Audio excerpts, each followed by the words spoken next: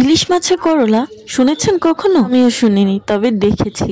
এই রেসিপিটা একদম আমার আম্মুর কাছে দেখেছি। এর আগে একবার মাত্র খেয়েছি, এত ভালো লেগেছে আম্মুকে বলেছি আবার তৈরি করতে। আসসালামু আলাইকুম, কেমন আছেন আপনারা সবাই? আশা করি সবাই অনেক বেশি ভালো আছেন। আপনাদের দোয়া এবং আল্লাহ তাআলার অশেষ রহমতে আমরা অনেক বেশি ভালো আছি। আজকে আমরা ইলিশ মাছ দিয়ে করলা রান্না করব, সেটাও আবার ঝোল ঝোল। মানে আপনি ভাবতে পারতেছেন করলাও ঝোল, মানে আমি করলা ভাজির মধ্যে পানি দিতেও ভয় পাই, তিতানো হয়ে যায়। আর আমার আম্মু করলার মধ্যে পানি দিয়ে, মানে সরি, পানির মধ্যে করলা দিয়ে রান্না করবে। যাই হোক, আজকে এই রেসিপিটা আপনাদের দেখাবো, কারণ এটা যে এত সুস্বাদু সেটা আপনারা না খেলে বিশ্বাস করবেন না। অবশ্যই ট্রাই করবেন বাসায়। এর মধ্যে পাশের বাসা থেকে আবার একটা খাবার এলো।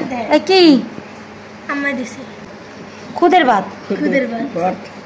যাই হোক, চলুন আমরা আবার ইলিশ করলাই যাই। তো সেটা রান্না করার জন্য আমাদের মাছগুলো কিন্তু ভালোভাবে ভেজে নিচ্ছে। আর এখানে যদি আপনারা ইলিশ মাছ না দিয়ে ইলিশ মাছের মতো আরো অনেক মাছ আছে সেগুলো ব্যবহার করেন, তাহলেও এটা সেম মজাদারই লাগবে। তো আপনারা সেটাও ট্রাই করে দেখতে পারেন। মাছটাকে ভালোভাবে ভেজে উঠিয়ে রেখেছে, তারপর তেলের মধ্যে দিয়ে দিয়েছে পেঁয়াজ কুচি, কাঁচামরিচ কুচি, একটুখানি পানি, সেটাকে কষিয়ে নেওয়ার জন্য। তারপর দিয়েছে হলুদ মরিচ, তা দিয়ে তৈরি করেছে চমৎকার একটা গ্রেভি। অনেকক্ষণ কষিয়ে কিন্তু তার মধ্যে দিয়ে দিয়েছে করলা আর আলু কুচি। আর এগুলো কিন্তু খুবই বড় বড় করে কুচানো হয়েছে, খুব ছোট ছোট করে কুচায়নি, কারণ এগুলো মাছের পাশে দিবে। তারপর করলার মধ্যে দিয়ে দিবে পরিমাণ মতো ঝোল। এবার এটাকে কিছুক্ষণ ভালোভাবে রান্না করার পর এর মধ্যে কিন্তু ভেজে রাখা মাছগুলো দিয়ে দিচ্ছে। আর বলতে তো মনেই নেই, এর মধ্যে দিয়ে দেওয়া হয়েছিল পরিমাণ মতো লবণ, যেটা না বললেও চলে। আমাদের রান্নাটা কিন্তু রেডি, দেখুন দেখতেই কত সুন্দর লাগছে।